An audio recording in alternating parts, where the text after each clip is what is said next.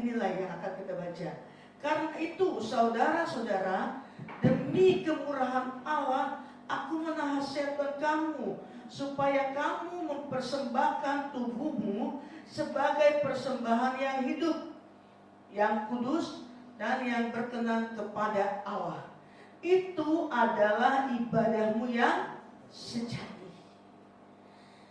Kalau kita mengenal kata ibadah, pasti semua sudah tahu. Ibadah itu adalah sesuatu waktu yang diberikan untuk memuji, menyembah, mengagungkan Tuhan.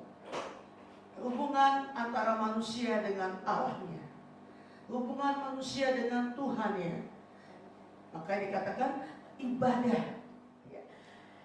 Dikatakan di sini bahwa karena itu saudara-saudaraku, ya, hari-hari ini dikatakan demi kemurahan Allah, aku menasihatkan kamu supaya kamu mempersembahkan tubuhmu sebagai persembahan yang hidup dan yang berkenan. Bapak Ibu yang saya kasih dalam nama Tuhan Yesus Kristus, Allah, saya katakan tadi, tidak mengharapkan apapun dari kita. Karena semua yang kita punya itu datang dari Allah sendiri, dari Tuhan sendiri. Kita difasilitasi, kita diberikan pinjaman, kita diberikan servis dari Tuhan untuk menikmati semua yang kita bisa nikmati. Jadi Allah sendiri tidak mengharapkan apapun dari kita. Seringkali banyak orang berpikir bahwa dengan kita memberi ini kepada Tuhan, memberi itu kepada Tuhan, kita bisa menyenangkan hati Tuhan. Tidak. Sekalipun itu baik kalau kita memberi buat pekerjaan Tuhan. Kenapa? Karena Tuhan mau pakai hidup kita ini untuk menjadi saluran berkat-Nya. Nah, firman Tuhan di sini katakan ibadah yang benar adalah ibadah yang mempersembahkan diri kita kepada Tuhan, bukan kepada yang lain. Supaya saya dilihat, supaya nanti saya dapat kebaikan-kebaikan dari Bapak Gembala atau Ibu Gembala, bukan. Tetapi ibadah adalah mempersembahkan. Artinya mempersembahkan apa? Memberi diri kita.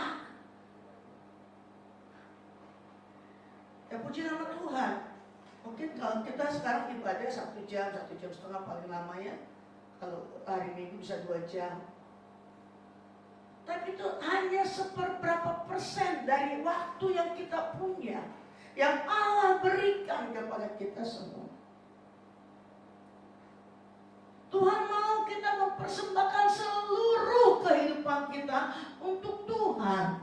Bukan berarti juga saudara tidak mengerjakan apa-apa, tinggal di gereja terus, makan, tidur, bangun, nggak ngapa-ngapain, bukan.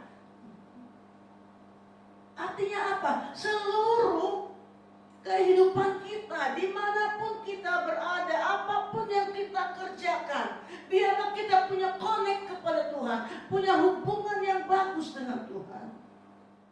Kalau kita beribadah, yang untung siapa? Tuhan apa kita? Kalau kita beribadah, yang untung siapa? Tuhan apa kita? Kita. Jangan kira, bangkunya pada kosong nih, biarin aja tuh Tuhan lihat tuh. Tuhan tidak perlu. Tapi kalau kita melakukan ibadah kita yang benar, ibadah kita yang sesuai dengan kehendak Tuhan, maka berkat itu Allah berikan. Jadi saudara-saudara, jangan kita berpikir, biarin aja gereja sepi tuh nggak ada kita. Biarin aja gereja tuh nggak ada ini tuh, karena kita nggak datang, nggak rame. Bukan kehadiran kita yang diperlukan secara menguntungkan Tuhan, bukan. Tapi kalau kita beribadah dengan sungguh-sungguh, yang dapat keuntungannya kita. Apa keuntungannya? Damai sejahtera, kekuatan, sukacita. Bahkan setiap persoalan pergumulan hidup kita, dari kita datang kepada Tuhan, maka Tuhan akan campur tangan untuk menyelesaikannya. Amin. Saya banyak mengalami, banyak. Lu kalau mau bersaksi terlalu banyak. terlalu banyak. Jadi jangan pernah kita seperti kayak orang, Tuhan butuh gua tuh. Nggak ada gua, nggak ada yang nyanyi, nggak ada yang gua, nggak ada yang main musik, nggak ada gua, nggak ada yang ini. Enggak, saudaraku. Bahkan Tuhan pernah katakan, kalau manusia tidak mau memuji Tuhan, Tuhan bisa pakai siapa? Batu-batu, burung-burung, pohon-pohon. Enggak susah buat Tuhan. Tapi kalau kita beribadah, yang dapat faedahnya, yang dapat keuntungannya kita. Saudara-saudara, hari-hari ini kita jangan dikecokkan dengan kondisi-kondisi. Udah deh, jangan sering-sering datang gereja. Udah deh, kalau nggak bisa, nggak apa-apa. Bukan begitu, saudara. Tapi berusahalah dengan sekuat tenaga, dengan sekuat kemampuan kita. Kalau masih hujan merintik, maju. Hujan agak sedikit besar, maju. Hujan besar, maju. Nggak ada kata peringatan, lampu merah, lampu kuning, lampu hijau. Nggak ada. Maju terus. Kenapa? Tuhan memperhitungkan apa yang kita kerjakan buat Dia. Amin. Nggak pernah sia-sia.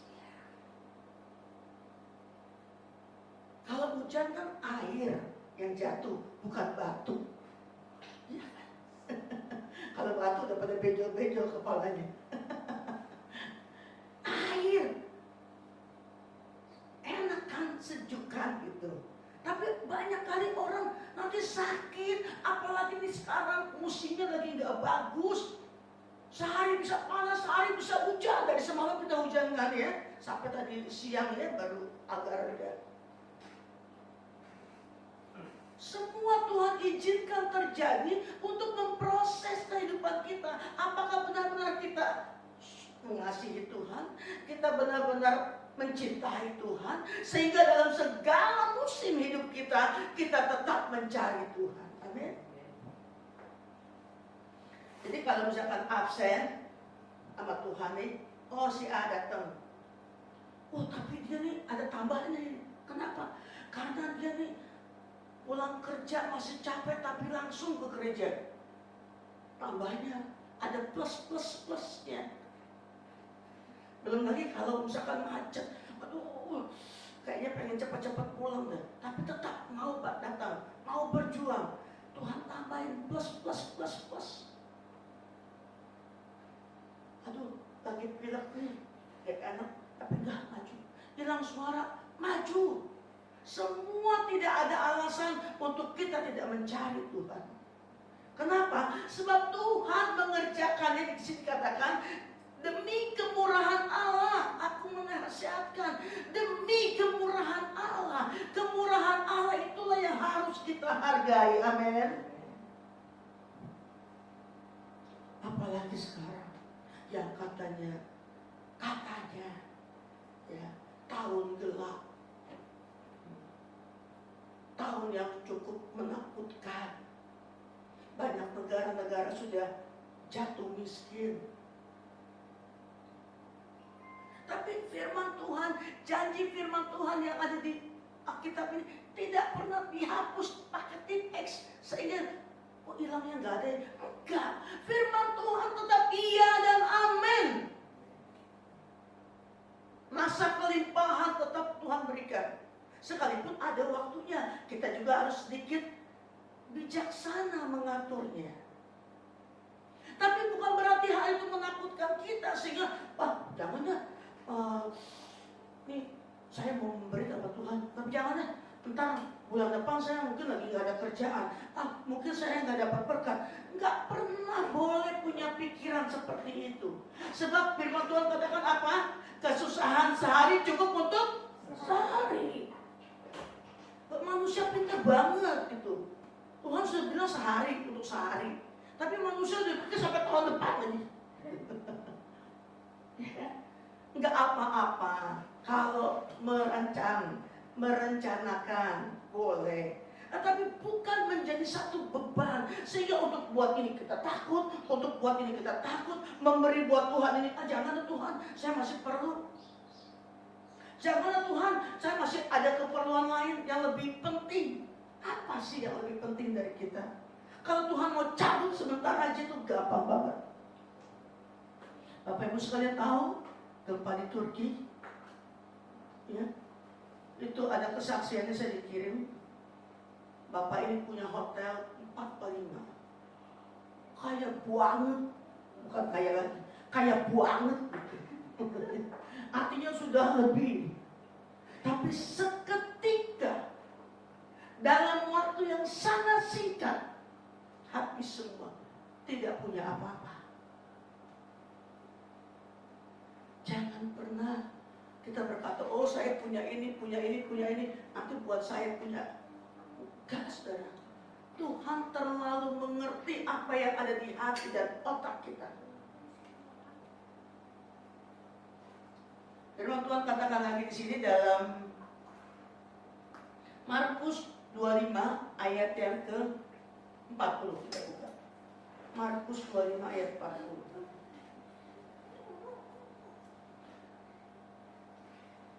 Jadi kita boleh belajar, Bapak Ibu sekalian, jangan kita terkecoh dengan hal-hal yang ada di sekitar kita. Bijaksana perlu, tetapi bukan kita menjadi hitung-hitung dengan Tuhan. Karena Tuhan lebih tahu yang kita perlukan. Oh maaf ya, Matius 25, bukan Markus. Enggak ada Markus sampai 25. Nah, betul, pintar berarti tuh. CCA-nya bagus. Cerdas cermat Alkitabnya boleh nanti dibikin ya. Matius 25 ayat yang ke-40. Di sini dikatakan, dan raja itu akan menjawab mereka, aku berkata kepadamu, sesungguhnya segala sesuatu yang kamu lakukan untuk salah seorang dari saudaraku yang paling hina ini, kamu telah melakukannya untuk aku. Puji Tuhan. Apa ini maksudnya? Karena kondisi yang sekarang ini, ekonomi yang sedang sangat merosot ya. Kita baru keluar dari pandemi 2 tahun lebih, hampir 3 tahun. Ini sedang merangkak lagi untuk naik. Sehingga hidup kita itu menjadi egois. Semua buat saya. Oh nggak bisa, saya nggak bisa nolong ya, maaf.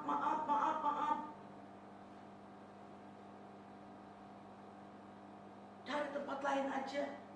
Enak aja, nanti saya nggak cukup, nanti saya nggak dapat buat ini buat itu. Semua menjadi egois. Kenapa? Karena tidak mau bagiannya itu diambil. Persembahan itu, arti diambil dari kata sembah, ya. Sembah itu melakukan satu pengagungan. Persembahan. Seringkali kita luput dari hal seperti ini. Tadi saya bilang kita seringkali menghitung-hitung kepada Tuhan. Sepertinya kita udah paling jago matematik. Ada tuh orang timur yang pintar banget tuh, yang juara gitu, anak kecil, iya kan? Luar biasa. Itu dia main simpua, belajar. Saudara lihat itu, bukan seperti itu yang Tuhan mau. Tetapi bagaimana ketulusan hati kita, memberi diri kita, mempersembahkan apa yang kita punya untuk Tuhan, baik waktu, tenaga, pikiran, dompet. Terus, Bapak Ibu tahu, waktu sebelum saya melayani di pedongkelan kan ya, itu awal saya masuk sana, gak ada yang bisa diharapkan apapun. Itu rawa. Maaf kata, jiwa-jiwa di sana pun mereka masuk dalam kategori menengah ke bawah.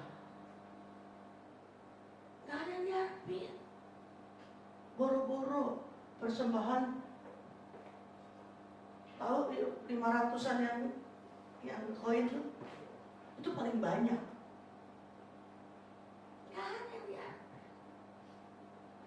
Tapi bagaimana Tuhan mengajar untuk memulainya dari kami sebagai hamba Tuhan, menolong mereka. 28 tahun nanti Agustus jemaat Tuhan di sana. Luar biasa, nggak gampang. Saya nggak ditopang dari jemaat. Saya yang mesti menyekolahkan anak-anak yang putus sekolah, yang nggak punya bayaran, datang minta tolong dibantu. Itulah kita namanya mempersembahkan. Mempersembahkan itu bukan cuma apa yang ada kelihatan, enggak. Seringkali Tuhan izinkan untuk kita mengeluarkan apa yang kita punya, apa yang kita sayang. Apakah kita mau tetap kuat? Enggak mau kasih. Enggak bisa. Tuhan ajarkan bahwa mempersembahkan hidup kita yang benar, mempersembahkan diri kita yang benar, itu adalah ibadah yang sejati. Nah, firman Tuhan di sini dikatakan, raja itu menjawab, sesungguhnya segala sesuatu yang kamu lakukan untuk salah seorang dari saudaraku yang paling hina, kamu telah melakukannya untuk aku. Kenapa ada salib? Kalau ke atas, kita kepada Tuhan. Tapi manakala salib itu horizontal, kepada sesama. Hidup kita ini jadi berkah. Mungkin memang tidak Tuhan izinkan untuk kita seperti jadi orang yang kaya banget, enggak. Tapi kita hidup dalam segala sesuatu yang Tuhan berikan dengan damai sejahtera. Amin. Ibadah juga kita melakukan dengan sadar bahwa apa yang kita kerjakan itu kita mengikuti kehendak Bapa. Jadi Bapak Ibu sekalian, pada malam hari ini, sekalipun mungkin ada yang nggak bisa datang tapi bagi kita mesti ajar diri kita untuk disiplin. Kalau udah mulai malas, jangan malas, ayo. Aduh, kayaknya nggak ini nih, enggak. Seringkali banyak godaan ya kalau kita mau datang sama Tuhan. Tuhan yang mengasihi kita, Tuhan yang berjanji kepada kita bahwa Dia tidak akan pernah membiarkan kita merasakan atau mengalami sesuatu yang tidak harus kita alami. Firman Tuhan katakan, ibadah itu kalau disertai dengan kesungguhan, mengandung janji, bukan cuma sampai di bumi, tapi sampai di surga. Kalau di bumi aja kita menikmati berkat Tuhan, di surga menjadi bagian kita. Beberapa hari yang lalu, minggu lalu tepatnya, saya baru menghadiri satu pemakaman dari seorang bapak. Bapak ini adalah orang yang memberangkatkan saya dengan suami ke Israel. Dan dia belakangan kondisi kesehatannya turun naik. Sehingga dari mulai bulan November sampai kemarin Februari itu 11 kali keluar masuk rumah sakit. Kenapa? Satu yang dia pikirkan, masih banyak urusan-urusan dia yang belum selesai. Karena dia punya bisnis yang cukup banyak di Jakarta, di luar kota, segala macam. Bahkan ada yang dalam satu kasus ditipu. Tetapi bapak ini saya sangat salut. Sesalutnya. Maka kan ada orang kaya tapi hatinya begitu rendah, berpakaian sederhana, tetapi dalam kesehariannya istrinya bilang, dia kalau pagi itu keluar, dia antar pakai supir, dia cuma bawa uang, siapa aja yang ketemu di jalan itu dia bagi, entah itu tukang sapu, gelandangan atau apa, dia bagi. Jadi istrinya bilang, itu kalau bawa uang, ya sudah pulang habis. Gak banyak sih yang dia kasih. Ada yang 50.000, ada yang 100.000. Tapi itu dia kerjakan. Belum lagi kepada hamba-hamba Tuhan, dia sangat hormat. Sangat hormat. Ya. Saya ingat sekali, satu waktu saya besuk dia karena dia sakit ya, ke rumahnya. Pulang, itu dia cuma ngomong sama pembantunya, apa yang ada di kulkas? Sedikit apaan ya? Keluarin, bungkus. Begitu pulang, saya dibawa satu kantong. Sedang apa ini Pak? Bawa pulang. Saudara tahu isinya ada ayam goreng, ada tahu, ada coklat, ada es krim Cornello. Jadi semua yang ada di kulkas dia suruh bawa. Nggak pernah dengan tangan kosong kita pulang. Dan kemarin, minggu lalu khususnya dia meninggal. Saudaraku, ada sesuatu yang luar biasa yang saya alami. Waktu itu kami dari kampung langsung ke rumah sakit karena dia minta dilayani perjamuan kudus. Kami layani. Dan hari Selasanya dia pulang. Saya masih sempat ketemu. Suami saya katakan, Pak, ini yang terakhir masuk rumah sakit ya. Jangan balik lagi kemari ya. Oh iya. Dan benar, 1 minggu setelah dia pulang, saudara, dia itu banyak kecewa dengan teman-teman bisnisnya, orang-orang yang menipu. Dia banyak kecewa. Sehingga pelariannya saking dia nggak bisa mikir, dia suka minum. Minum sih nggak aneh-aneh kayak bir apa gitu. Tapi rupanya dia punya penyakit lever. Jadi itu terus nggak bisa ketemu. Jadi waktu itu saya katakan, Pak, percaya Tuhan, serahkan kepada Tuhan apa yang menjadi urusan Bapak, yang banyak kepending sama orang-orang, dibawa kabur segala macam, biar diserahkan kepada Tuhan, biar Tuhan bertindak. Dan malam itu saya tahu, istrinya katakan, dari pagi dia nyanyi terus, aku memuji kebesaran. Sebab lagu itu yang dia kuasai. Ya, sampai satu sore istrinya lagi mau makan malam, dia tinggal sama pembantu yang menjaga dia. Istrinya dapur. Terus dia cuma ngomong gini, siapa yang datang itu baju putih? Gak ada Pak, gak ada datang. Ada itu toh, baju putih tinggi sekali. Nah, karena pembantunya orang Muslim, jadi nggak ngerti kan? Iya Pak. Nah, seketika itu saja dia duduk, dia cuma bilang gini, Tuhan Yesus, Tuhan Yesus, amin, amin. Pas pulang Tuhan. Saya katakan Tuhan, terlepas dari banyaknya kekurangan dia, tetapi Tuhan lihat hati, bagaimana dia melakukan untuk orang lain. Kepada Tuhan dia sangat-sangat adil melakukannya. Kepada sesama apalagi. Sampai satu kali istrinya bilang gini, anaknya bukan istri, saudara tahu, bapak saya itu orang paling baik. Waktu itu dia lihat ada seorang anak korek-korek sampah.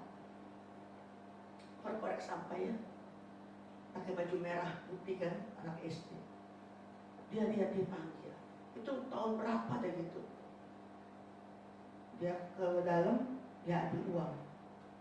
Waktu itu uang 100.000 kan besar sekali, ya nilainya. Dikasih kepada anak itu. Panggil anaknya takut. Oh, saya salah kali. Enggak, di sini. Dia kasih. Apa ini Pak? Buat kamu belajar yang pintar supaya kamu jadi orang hebat nanti. Anaknya pingsan. Karena apa? Lihat duit yang 100.000 itu buatnya besar sekali. Anak sampai pingsan. Dan banyak lagi kebaikan benar. Saya bilang itulah upahnya. Saat dipanggil, dia dalam keadaan yang berkenan kepada Tuhan. Apa yang kita ingin persembahkan? Ya. Persembahkanlah itu. Maka dikatakan tadi, lakukanlah itu kepada saudaraku yang paling hina. Kalaupun saudara lihat, kalaupun saudara ketemu dengan orang-orang seperti itu, jangan pernah kita tutup mata, jangan pernah kita tidak menghiraukan. Ada saatnya Tuhan memakai semuanya itu untuk melakukan kepada orang-orang yang perlu ditolong. Jangan hidup untuk diri sendiri. Jangan egois. Saya capek kerja dari pagi sampai malam, pagi lagi. Enak aja dia, cuma saya bagi-bagi. Bukan. Kalau memang Tuhan izinkan, kalau Tuhan beri kesempatan kita untuk melakukan, lakukan dengan kasih. Karena apa? Kita melakukannya bukan buat orang itu, tapi untuk Tuhan. Makanya dikatakan lagi di ayat lain, kalau ada orang yang datang, cukup kasih air putih aja, itu berkatnya luar biasa. Jadi Bapak Ibu sekalian, di sini kita melihat bahwa Tuhan mau ibadah kita ini bukan ibadah yang semu, ibadah yang mati, ibadah yang tidak merasakan hadirat Tuhan. Tapi kerjakan ibadah itu dengan setia, dengan rajin kepada Tuhan. Jangan sampai terhalang oleh apapun juga. Kenapa seringkali orang suka melenceng ke kanan, ke kiri, ke kanan, ke kiri? Karena apa? Dia tidak fokus kepada Tuhannya. Dia tidak fokus untuk menyembah Tuhan, tidak fokus untuk beribadah kepada Tuhan. Sehingga hidupnya entar dibawa ke sana, entar dibawa ke sini. Kayak kapal nggak punya arah, dibawa angin. Tapi biar kita, seperti firman Tuhan katakan tadi, ibadah kita ibadah yang benar, ibadah yang memuliakan nama Tuhan. Karena itu mari kita berusaha dengan sungguh-sungguh demi kemurahan Allah. Lakukanlah itu dengan kasih. Bahkan kalau perlu ada teman-teman mungkin yang belum pernah datang, yang belum tahu tentang Yesus, mari. Hari-hari ini banyak orang stres, banyak sekali. Karena nggak tahan dengan segala kondisi yang ada. Doakan. Saya kalau malam tidur, saya suka dibangunin sama Tuhan. Jam 2, jam 3, dibangunin. Duduk. Ngapain? Bengong? Bukan. Menyembah Tuhan. Baru Tuhan kasih ingat ini. Kayak film gitu, diputar ini orang-orang yang perlu didoain ada di kepala saya. Dan itu saya sebut, saya bawa ke dalam tangan Tuhan. Jadi biar kita mau mempersembahkan hidup kita sungguh-sungguh. Apa yang sekarang ini kita kerjakan, kita masih bekerja, kita masih mencari nafkah, itu enggak salah, itu benar. Tetapi itu hanya untuk menopang hidup kita. Sebab kita ini sedang dalam proses Tuhan menuju satu tempat yang Tuhan sediakan nanti. Amin. Jadi jangan berpaku dengan apa yang kita punya, apa yang kita andalkan. Semuanya itu akan sia-sia. Tapi kalau kita punya Tuhan, kita miliki Yesus dalam hidup kita secara menyeluruh, maka itulah yang paling berharga. Karena bukan cuma sampai di sini, tapi sampai di surga kita bersama-sama dengan Tuhan. Inilah firman Tuhan yang saya bisa bagi malam hari ini.